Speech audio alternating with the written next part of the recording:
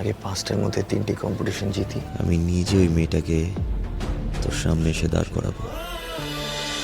কেন বারে বারে তুই আমাকে ধোকা দিচ্ছিস বলতো? কি এমন আছে ওই বিটিটার মধ্যে? আমার সব কিছু জড়িয়ে আছে ওই মেয়েটার সাথে। তবে তো আমিও ওই বিটিটাকে দেখতে চাই। আগে 5টার মধ্যে 3টি কম্পিটিশন জিতি, তারপর ঠিক দেখতে পারবি। তারপর আজ তোকে ওই মেয়েটাকে খুঁজতে হবে না। আমি নিজে ওই মেয়েটাকে তোর সামনে এসে দাঁড় করাবো। তারপর দেখিস ওকে ট্যাপ ট্যাপ করে।